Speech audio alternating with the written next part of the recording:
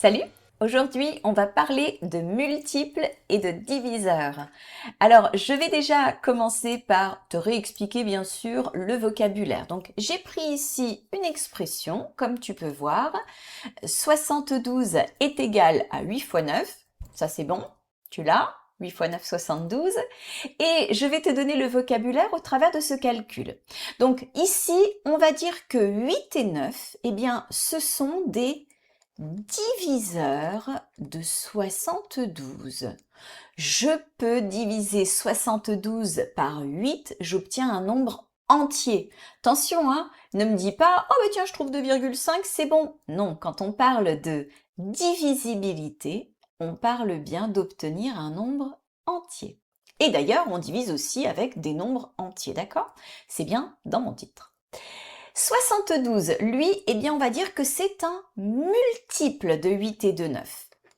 Alors, multiple, comme dans les tables de multiplication, multiplier. Donc ici, c'est bien, je multiplie 8 et 9, j'obtiens 72, d'accord? La confusion se fait souvent entre multiple et diviseur, alors pour pas te tromper, le multiple, il est plus grand ou égal au nombre, tandis que les diviseurs sont plus petits ou égaux au nombre. Enfin, 72, autre manière de le dire, eh bien on va dire qu'il est divisible par 8 et par 9. Ça revient au même que le premier. Voilà, donc il faut déjà bien que tu maîtrises ces mots pour pouvoir passer à la suite. Et c'est parti, nous on va tout de suite s'entraîner sur des petits exercices. Tout d'abord, on me demande de trouver les 3 premiers multiples. Alors là, tu as vu, on m'a dit non nul de 6. Alors non nul, tout d'abord, je te rappelle que ça veut dire différent de 0. Donc ici, eh ben, on va tout simplement faire des multiplications et on commence par le plus petit des entiers, non nul, donc j'ai pas le droit de prendre 0, c'est 1. Donc 6 fois 1, ça fait 6. J'enchaîne, le suivant, 6 fois 2, jusque-là, tout va bien, ça fait 12. Et enfin, 6 fois 3, eh bien, ça fait 18. Si on n'avait pas précisé non nul, je commençais à 6 fois 0 et je m'arrêtais à 6 fois 2. Ça, c'est le petit piège, attention. Question suivante. On me demande si 134 est un multiple de 12. Alors, tu as vu, je t'ai rappelé, les multiples sont plus grands ou égaux au nombre, tandis que les diviseurs, ils sont plus petits. On en parle après. Alors, on va pas commencer de 0. En fait, ici, il faut que je vérifie. Est-ce que 12 fois quelque chose va me donner 134? Je vais pas commencer à 12 fois 1, 12 fois 2. T'as vu, je suis pas sortie de l'auberge là. Donc, je vais commencer à quelque chose qui est assez proche et je connais. Par exemple, ici, 12 fois 10, je maîtrise. Ça va, ça fait 120. Et donc, je vais repartir de là. Je vais ajouter 12 encore. Donc, ça me fera 12 fois 11, du coup. Et tu vois, je peux y aller par addition. J'ai pas besoin de refaire la multiplication. Je vais faire 120 plus 12, ça fait 132.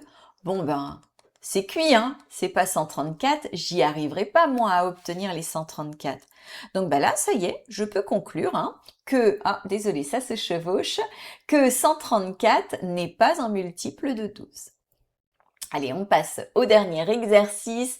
On me demande de trouver tous les diviseurs de 18. Donc, ici, je dois trouver, comme dans mon exemple de départ, une multiplication de deux nombres qui vont faire 18. Je vais commencer par le plus simple. En fait, je vais dire, tiens, 18, la multiplication la plus simple que je puisse faire, c'est 1 fois 18. Celui-là, souvent, tu l'oublies. Et ça, en fait, ça va me permettre de faire ma liste et je ne vais pas la faire n'importe comment. Regarde, j'écris 1, j'écris 18 et je sais que tous mes diviseurs, ils sont entre 1 et 18. C'est sûr. Donc, je vais maintenant procéder en y allant dans l'ordre croissant. 18, c'est un nombre pair. Donc, j'en suis sûre. 18, je peux aussi l'écrire 2 fois 9. T'as vu, je m'organise, hein, j'y vais pas au pif en me disant ce qui me passe par la tête. Je suis organisée parce que il y a un moment donné où je risque d'en oublier. Donc ici, je vais pouvoir rajouter 2. Et puis je vais rajouter 9 aussi de l'autre côté, hein, je les range tout de suite. Je passe au suivant, 18, je le sais, c'est aussi 3 fois 6. Je vais pouvoir le rajouter, 3, et puis 6. Et puis là, je vais faire attention à ne rien oublier, d'accord? Alors, je continue. Est-ce que 4 est un diviseur de 18? Non. 5 non plus, se termine pas par 0 ou 5. Et puis tu vois que le suivant, c'est déjà 6. Donc en fait, je l'ai déjà dit. En t'organisant comme je viens de le faire, c'est-à-dire qu'à chaque fois, je commence par le plus petit, c'est 1 fois le nombre, je mets 1, je mets le nombre, et tous les autres sont entre les deux. Et là, tu t'organises en y allant dans l'ordre croissant pour ne rien oublier. Ça y est, moi je t'ai tout dit, alors je te dis à plus pour d'autres astuces.